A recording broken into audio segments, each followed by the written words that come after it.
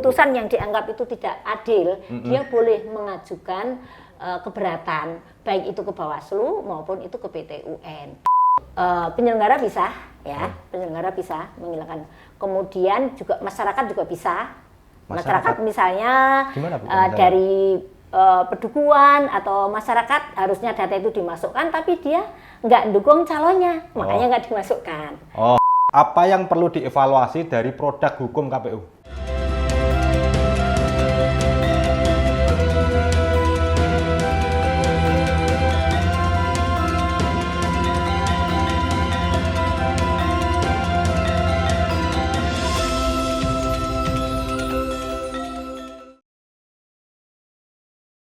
Iling doni, iling LPG, iling hanung, iling kanopi. Nek wis sepakat demokrasi, ayo podo nyawiji. Halo teman pemilih, selamat datang di Tutur Demokrasi, program yang membahas segala hal tentang kepemiluan dan dinamika di dalamnya, yang disajikan secara interaktif, terarah, dan tentunya ikut serta dalam mencerdaskan kehidupan berbangsa. Acap kali kita sering awam terkait permasalahan hukum kepemiluan. Apa penyebabnya? Di mana kita akan melapor? Dan bagaimana solusinya? Maka dari itu, kali ini kita akan berbincang dengan figur yang relate dengan itu semua.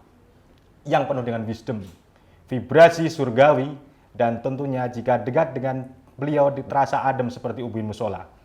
Beri tepuk tangan yang meriah untuk Ibu Iba Mutiah, Ketua Divisi Hukum dan Pengawasan KPU DIY.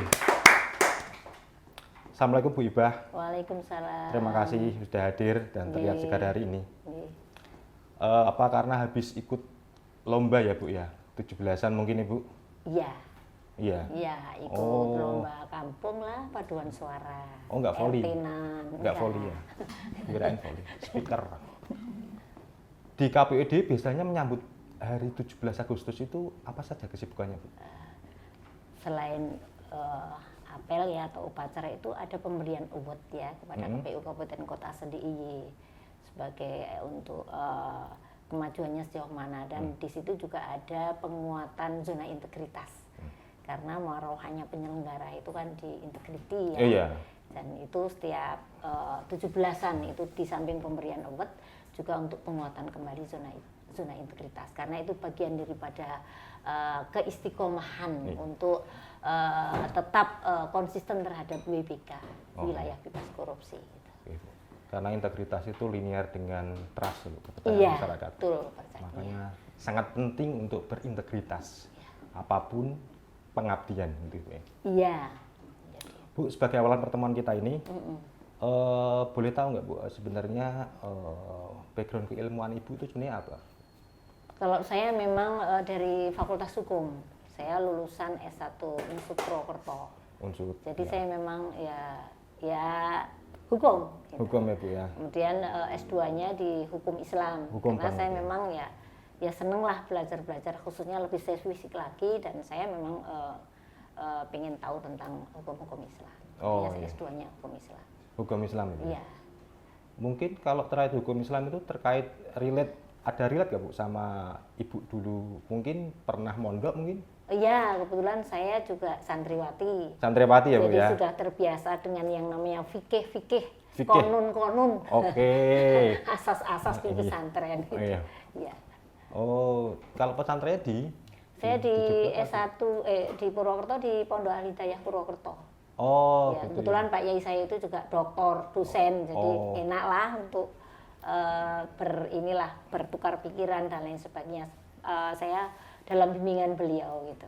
Ya, itu cukup menjawab kenapa Bu Ibah menjadi pengisi di Kultum ketika Ramadan ya. Ketika mengisi tajwid khususnya Bu ya. Iya. Itu juga hukum. Hukum tajwid. Dan itu sulit ya. Bu, kenapa memilih jalan pengabdian pemilu Bu Ibu? Dari sejuta pengabdian di Republik ini? Yang pertama saya cinta ya. Kalau cinta itu melakukan sesuatu itu menjadi enak. Oke. Itu cinta. Yang kedua ya saya ingin bermanfaat untuk banyak orang. Oke. Iya. Bermanfaat dengan banyak orang ya Bu ya? Iya. Iya sih. Sifat dasar manusia ya harus bermanfaat pada. Iya. Kalau Bu, ini pertanyaannya mungkin kita bergeser sedikit ya. Iya. sebenarnya apakah pengalaman itu menjadi faktor yang dibutuhkan untuk menjadi penyelenggara pemilu? Karena ada banyak anak muda di luaran sana yang mereka tidak punya pengalaman. Karena anak-anak ini, Gen Z, milenial ataupun yang lebih muda lagi, itu mereka tidak menawarkan sejarah, Bu. Yang mereka tawarkan itu masa depan. Iya. Maka itu cukup sampai akhir hayat pun ya mereka tidak akan punya kesempatan kalau pengalaman itu menjadi faktor primer perekrutan penyelenggara pemilu. Tanggapan Ibu bagaimana seperti itu? Ya, pertama pengalaman itu memang penting ya, penting, tapi tidak mutlak semuanya harus berpengalaman. Oke. Itu yang pertama ya. Yang kedua, memang harus memberikan kesempatan orang yang belum berpengalaman dalam rangka untuk kaderisasi. Oke. Ya, karena kan penting juga ilmu itu diturunkan, ditularkan, karena kita tidak selamanya hidup. Itu yang kedua. Yang ketiga, memang juga berbagi. Jadi ada transformasi dari yang pengalaman orang yang tidak pengalaman. Jadi kalau katakanlah dalam sistem kolektif kolegial itu yang berpengalaman ya dampingi yang tidak berpengalaman agar nanti bisa kolektif kolegialnya itu bisa enak dijalankan. Oh, begitu ya, Bu. Ya. Berarti anak muda yang tidak berpengalaman pun masih punya kesempatan tentunya, Bu, untuk berjalan pengabdian di pemilu. Iya. Karena ya mereka yang menawarkan masa depan, tidak bisa sejarah. Iya. Bu, kita masuk ke menu utama mungkin ya, Bu ya. Main kursi kali ini terkait sesuatu yang Ibu ampu hari ini di Divisi Hukum dan Pengawasan. Iya. Sebenarnya masalah hukum dalam pelaksanaan pemilu secara general dulu aja, Bu. Itu apa saja, Bu? Kalau permasalahan hukum ya di pemilu itu yang pertama kaitannya pelanggaran pemilu ya. Pelanggaran pemilu. Terus yang kedua kaitannya sengketa proses. Ya. Sengketa proses. Okay. Ya, yang ketiga adalah perselisihan hasil pemilihan umum. Yeah. PHPU bahasa ininya PHPU. Kemudian yang ketiga adalah kaitannya tindak pidana. Jadi permasalahan hukum di pemilu itu ada 4 itu nanti kategorinya. Cuman nanti unsur-unsurnya masuk yang mana ya harus dipilah sesuai teorinya. Gitu. Oke, Bu. Ya. Pilah nih, Bu. Ya. Kalau dari yang Ibu tadi utarakan, itu mungkin ada gradasinya nggak, Bu ya? Terkait permasalahan 4 tadi. 4 ya, Bu ya? 4 masalah hukum di atas tadi. Iya, ada. Kalau pelanggaran hukum itu sesuatu dilanggar, aturan itu dilanggar, itu namanya pelanggaran hukum. Iya. Ya. Tapi pelanggaran hukum itu bisa hanya sebatas administratif, tapi juga bisa pidana. Lah, untuk bahwa ini pelanggaran, oh ini administrasi, oh ini pidana, itu biasanya diperiksa, kemudian dikaji, baru diputuskan. Nah, pelanggaran hukum ini contohnya terkait dengan tahapan, misalnya kalau di tahapan kampanye ya, itu membawa anak-anak kecil untuk ikut kampanye. Bapaknya nyalek, kemudian anaknya dibawa tidak kampanye, itu pelanggaran hukum. Nah, itu siapa yang boleh nyempret pelanggaran hukum itu? Bawaslu. Ya.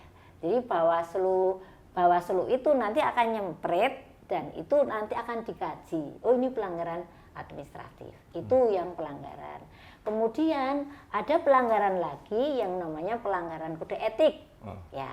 Kode etik ini penyelenggara pemilu itu harus mempunyai satu integritas, kemudian kemandirian, kemudian kredibilitas. Kemudian juga punya itu marwah dia sebagai penyelenggara yang dipercaya hingga dia bisa melaksanakan amanah dengan jujur. Penyelenggara itu harus menjaga itu. Kalau dia nggak bisa menjaga itu, maka dia akan kena kode etik. Untuk perjalanan pelanggaran pemilu di 2024 kemarin, pelanggaran administratif, kode etik, dan tindak pidana yang berhubungan itu dengan tahapan apa saja, Bu? Yang pertama, kalau tadi ya kampanye saya sudah cerita pelanggaran administratif, misalnya bawa anak kecil, kemudian kampanye di luar jadwal, itu juga pelanggaran administratif. Nah, kemudian kalau kode etik, misalnya penyelenggara pemilu itu memihak pada sebuah calon, itu juga melanggar etis ya, atau dia melakukan perbuatan tercela, ya perbuatan tercela lah. Itu juga bisa kategori melanggar etis. Kemudian kalau tindak pidana itu misalnya menghilangkan hak orang lain. Jadi dia punya hak sebagai data pemilih, dia punya hak untuk menggunakan haknya. Haknya itu dihilangkan. Nah, itu masuk tindak pidana pemilu. Maka ada pasal sendiri yang akan menghukum terkait penyelenggara ataupun siapapun yang terkait dengan menghilangkan hak itu. Menghilangkan hak pilih, Bu? Iya. Siapa yang menghilangkan? Itu yang potensi siapa yang menghilangkan? Oknum siapa, Bu, yang punya kekuasaan seperti itu? Itu penyelenggara bisa, ya. Penyelenggara bisa menghilangkan. Kemudian juga masyarakat juga bisa. Masyarakat misalnya gimana, Bu, dari pedukuhan atau masyarakat harusnya data itu dimasukkan, tapi dia nggak dukung calonnya, makanya nggak dimasukkan. Kayak gitu. Jadi begitu. karena haknya harusnya masuk, dia nggak tahu haknya tidak dia. Itu bisa dipidana? Bisa. Jadi dipidana. tidak hanya penyelenggara, masyarakat pun juga bisa. Gitu. Kalau terkait sengketa proses, Bu, mungkin. Nah, Permasalahan apa saja yang menimbulkan sejatinya sengketa proses itu? Tahapan yang krusial itu yang lekat dengan proses sengketa proses ini apa sebenarnya, Bu? Sengketa proses yang sangat lekat di tahapan pemilu itu dari 11 tahapan ya, itu di pencalonan. Pencalonan? Ya, tahapan pencalonan. Jadi misalnya ada pencalonan DPRD, syaratnya itu sebenarnya nggak lolos tapi dianggap lolos. Dan nanti ada putusan KPU yang menyebabkan dia itu sebenarnya tidak syarat pencalonan. Berarti, jadi kalau sengketa proses itu adalah persoalan di mana itu belum hasil tapi prosesnya. Oke. Ya, dan itu ditemukan ada pelanggaran. Jadi misalnya ada seorang daftar DPRD belum memenuhi syarat-syarat administratif tapi diloloskan dan itu sudah ada surat keputusannya. Dan itu misalnya Bawaslu menganggap bahwa itu loh, ini kok ada pelanggaran. Maka dicek oleh Bawaslu. Itu nanti masuk di pelanggaran administratif. Tapi ternyata si calonnya itu rumangsa wis lolos, dia bisa mengajukan sengketa proses di PT Tun. Jadi begitu, keputusan yang dianggap itu tidak adil, dia boleh mengajukan keberatan, baik itu ke Bawaslu maupun itu ke PT UN, tergantung levelnya. Gitu. Gitu. Iya. Tergugatnya ini penyelenggara ya, Bu? Iya, iya. Karena akibat dikeluarkannya putusan.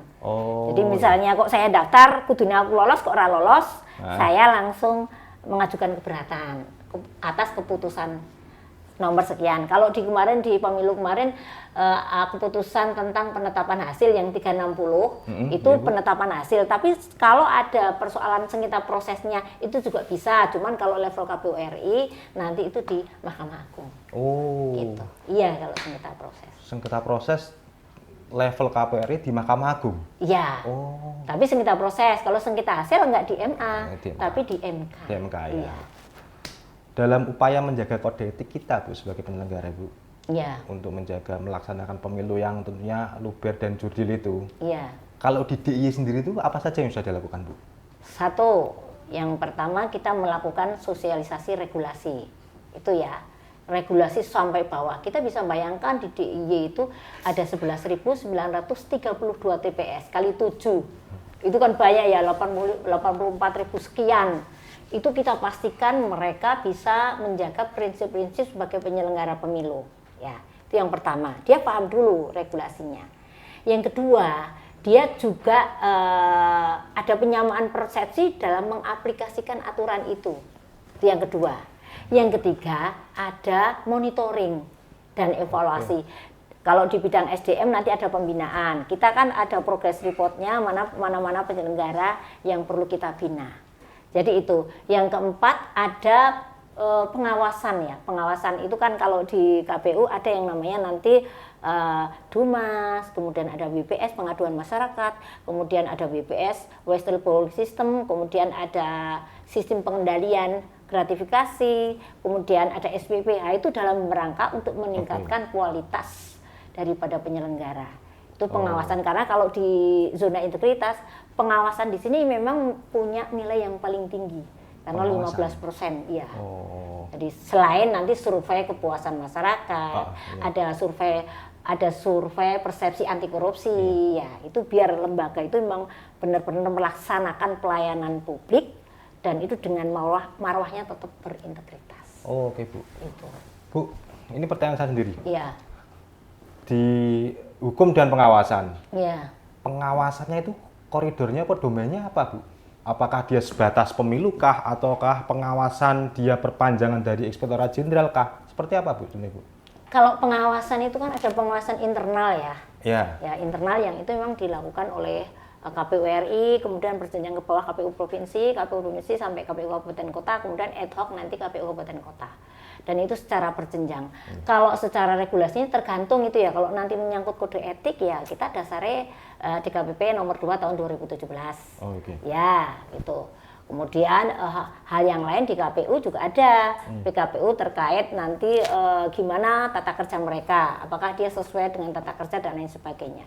Itu jadi pengawasan di sini juga ada pengawasan terkait akuntabilitas penggunaan anggaran. Oh, jadi macam-macam. Iya. Di samping kelakuannya ya duite, oh, gitu loh. Okay. Ya, kelakuannya duite. Jadi nek iso ya kelakuannya itu ya omongane podo, teorine podo, nanti aplikasinya juga sama. Jadi dia benar-benar memang personality di lembaga itu benar-benar berintegritas dan akuntabel gitu. Oh. Tapi itu tadi berarti ada perbedaan perpanjangan tangan mungkin ya, Bu. Terkait mungkin akuntabilitas keuangan, pengawasannya itu mungkin perpanjangan tangannya ke Inspektorat Jenderal. Iya. Oh gitu. Ya, saya baru tahu. Bu, ini juga ini paling penting. Mungkin banyak teman pemilih yang di luar sana tentunya bertanya-tanya lembaga-lembaga mana yang menangani masalah hukum pemilu, Bu, dalam penyelenggaraan pemilu. Gradasinya seperti apa sebenarnya? Itu gradasinya. Mungkin, dia tuh masyarakat tuh harus melapor kemana? Apakah langsung ke KPU atau kemana, Bu? Atau ke Polda mungkin? Ya. Ini ya, kalau kaitannya tahapan yang pelanggaran administratif itu bisa kalau yang menangani persis itu memang Bawaslu. Cuman kalau misalnya Bawaslu itu sebagai penyelenggara sama-sama setara dengan KPU, ada beberapa hal yang memang kalau bisa dikomunikasikan itu untuk diperbaiki. Biasanya ada yang namanya saran perbaikan kalau di bawah, kalau di atas ada yang namanya bisa rekomendasi atau bisa usulan perbaikan. Oh. Itu. Tadi pelanggaran administratif ini kalau memang dan sudah diproses, kalau di KPU ada Dumas, pengaduan masyarakat ya.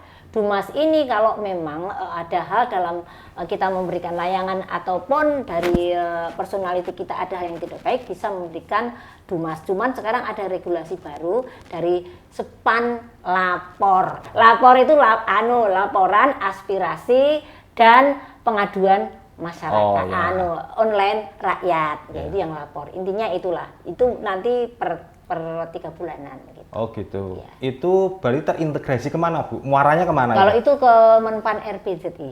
Oh. Kalau dulu kan KPU ada ya, setiap bulan itu ada. Iya. Cuman ada regulasi baru yang memang kemarin ada SP4 lapor itu yang baru-baru dan itu rencana terintegrasi seluruhnya dari lembaga-lembaga di Indonesia ini.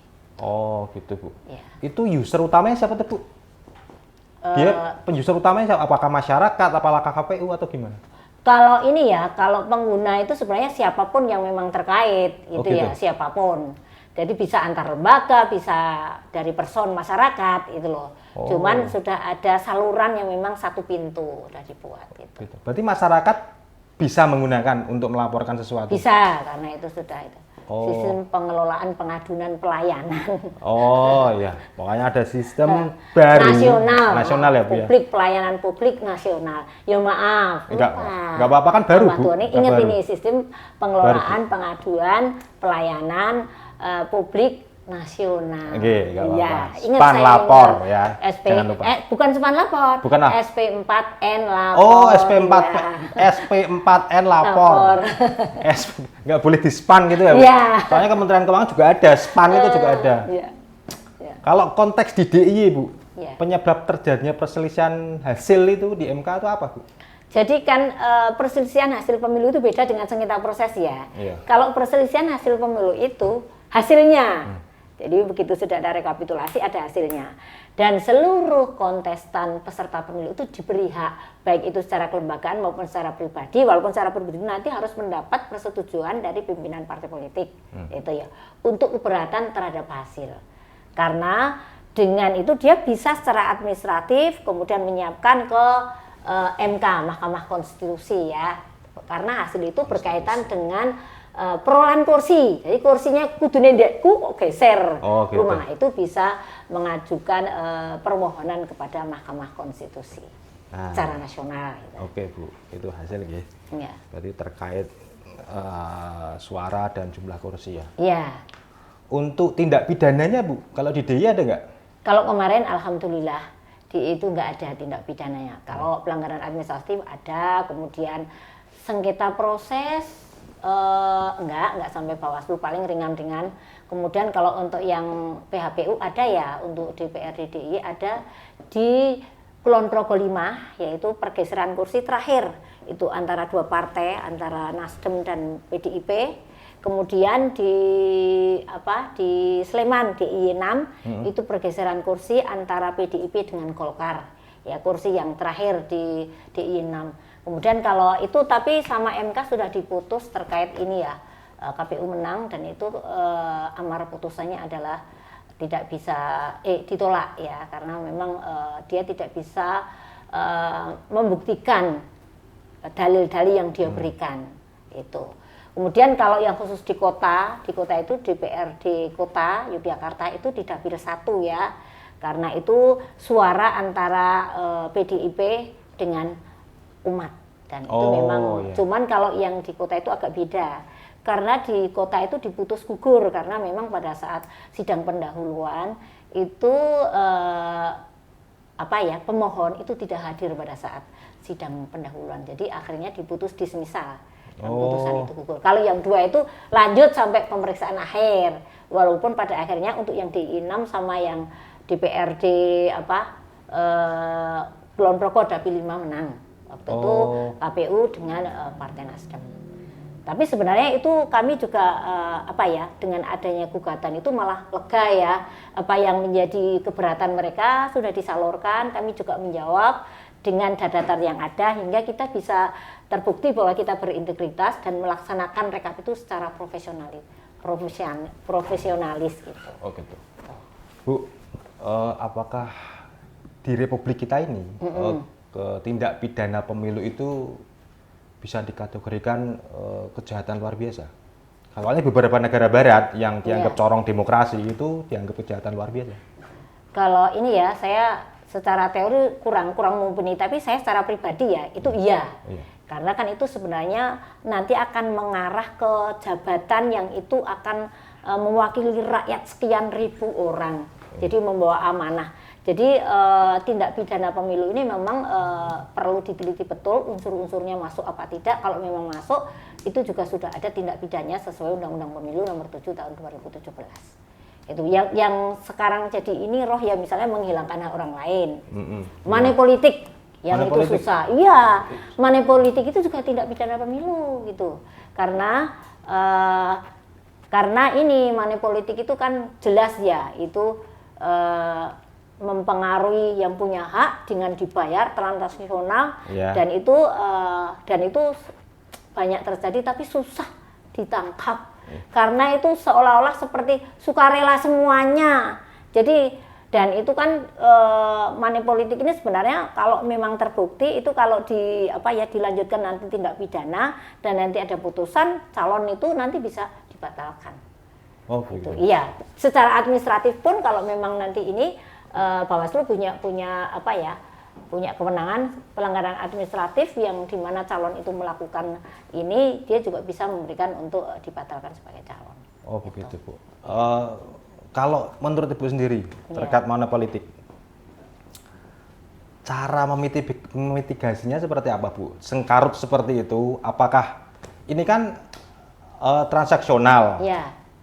Apakah pembenahan itu dimulai dari kesejahteraan masyarakat kah?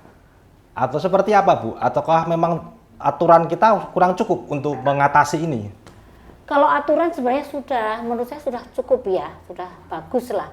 Cuman ini loh, penegak keadilan ini yang pertama penting ya. Penegak keadilan itu juga harus memberikan contoh uswatun hasanah. Jadi hukum di situ memang ada nilai kebaikan. Bukan relasi ya, kuasa relasi ya, itu yang pertama. Yang kedua juga memang harus ada niatan untuk